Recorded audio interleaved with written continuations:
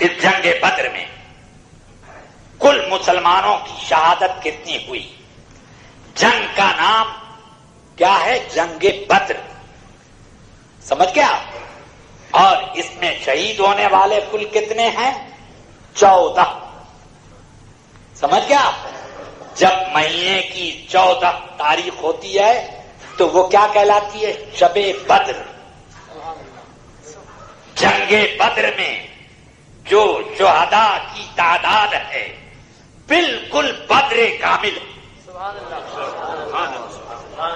اور یہ وہ شہداء ہیں کہ تمام شہداء پر ان کو فضیلت اور برتری حاصل ہے کہ رسول پاک سرور عالم صلی اللہ علیہ وسلم کی خدمت میں حضرت جبریل حاضر ہوئے۔ بخاری شریف میں یہ حدیث ہے، عرض کی یا رسول اللہ کیف تعدون من شہید البدر فیکم، مسلمانوں میں کیا مرتبہ دیتے ہیں آپ ان لوگوں کو جو جنگ بدر میں شریک ہوئے؟ فرمایا ہم افضل المسلمین وکیف تعدون انتم من شہید من الملائکۃ بدرا، اے جبریل تم بتاؤ جو فرشتے 5000 آئے تھے جنگ بدر میں، ان کا مرتبہ تم لوگوں کے بیچ میں کیا ہے؟ انہوں نے کہا ہم افضل الملائکہ، سارے ملائکہ میں سب سے افضل وہ۔ اب سمجھ میں آ گئی بات کہ ملائکہ میں بدر کے شریک ملائکہ سب سے بہتر، اور مسلمانوں میں بدر کے شریک مسلمان چاہے وہ شہید ہوں یا وہ واپس آئے ہوں، سب کے سب سے شاندار۔ اس جنگ میں ایک منافق بھی شریک نہ ہوا۔ اس جنگ میں شریک ہونے والوں کے نام کی کتنی بڑی برکت ہے۔ ہم نے بزرگوں سے سنا، فرماتے تھے مصیبتوں میں جب آدمی گر جائے تو ان حاضرین بدر کے نام پڑھے، تلاوت کرے ان کے نام، اور نام پڑھ کر اللہ سے دعا کرے اے اللہ ان لوگوں کے صدقے میں میری مصیبت ڈال دے، تو مصیبت ٹل جائے گی۔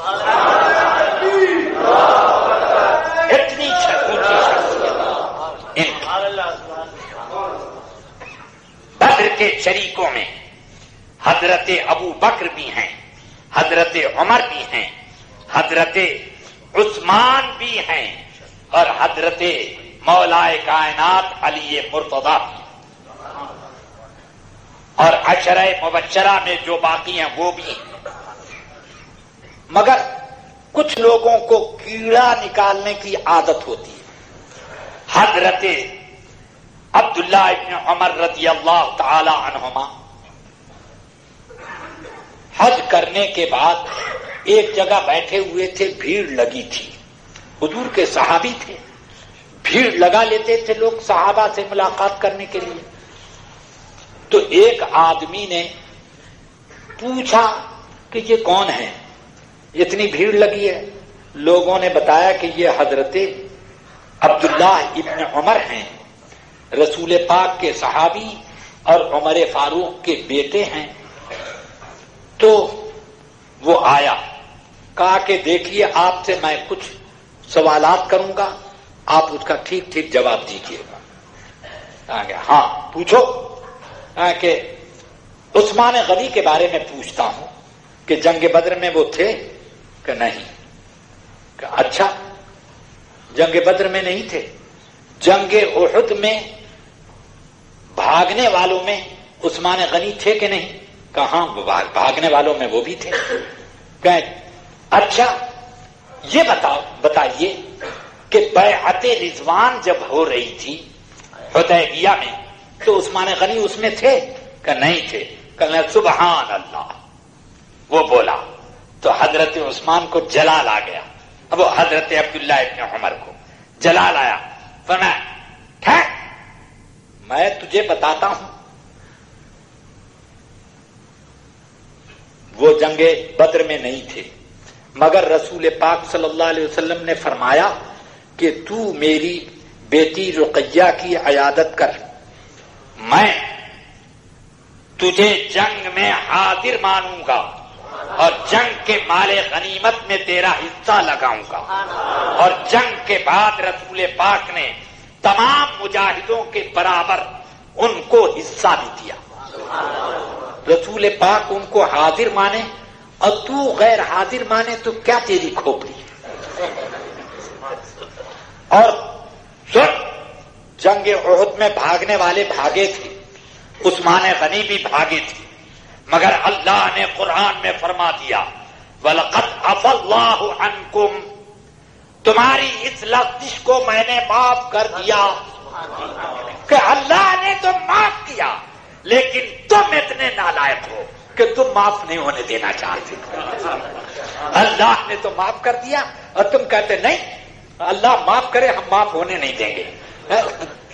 فرمایا سن، حضور اکرم صلی اللہ علیہ وسلم نے مکے والوں سے بات کرنے کے لیے عثمان کو بھیجا، اور اس لیے بھیجا کہ پورے صحابہ میں مکے والوں کی نظر میں صاحب احترام عثمان کے برابر کوئی نہ تھا، اس لیے رسول پاک نے ان کو بھیجا۔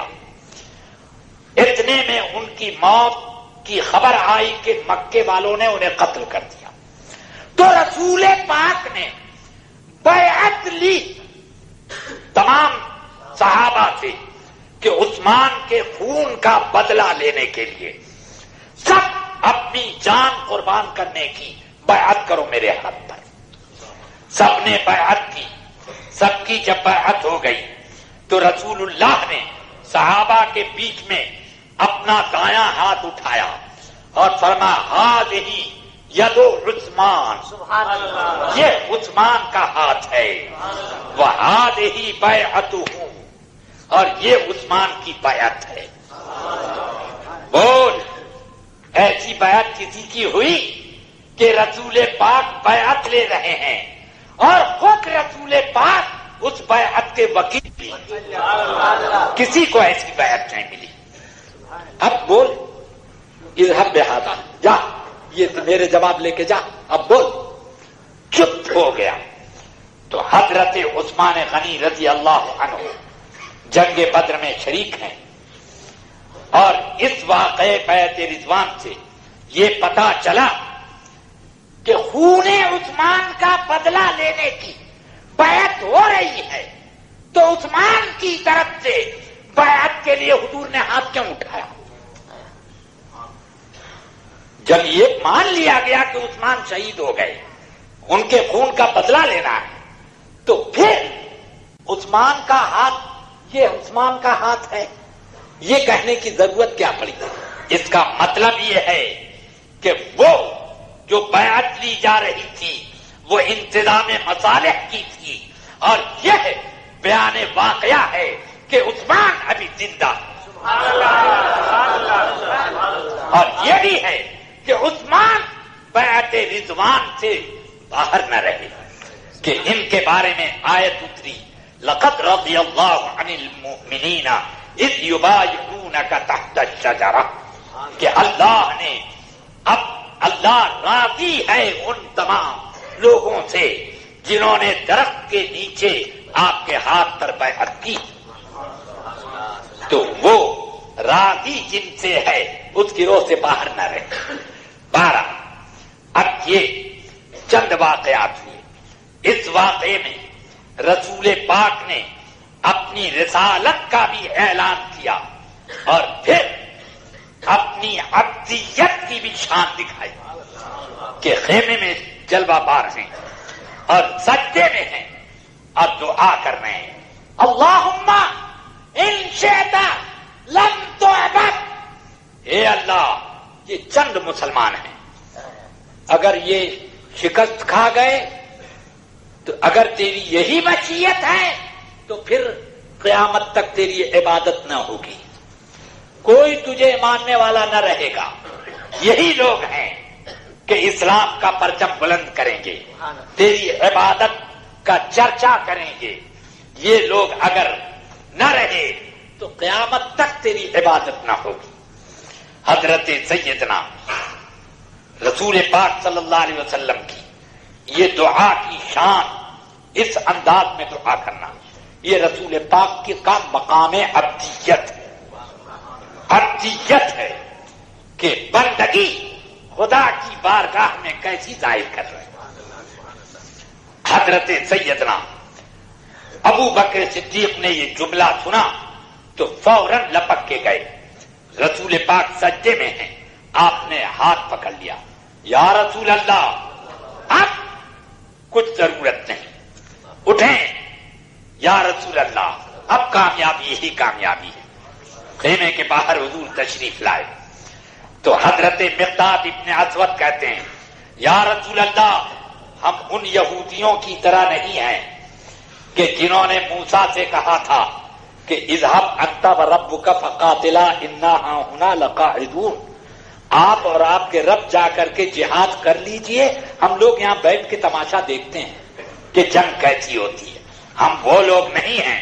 یا رسول اللہ انا نقاتل عن یمینک وعن شمالک وبین یدیک ومن خلفک، اے اللہ کے رسول ہم آپ کے آگے سے لڑیں گے، پیچھے لڑیں گے، دائیں لڑیں گے، بائیں لڑیں گے، آپ کے اوپر دشمن کو نہیں آنے دیں گے۔ اس وقت رسول پاک کی پیشانی مبارک چاند کی طرح جگمگانے لگی۔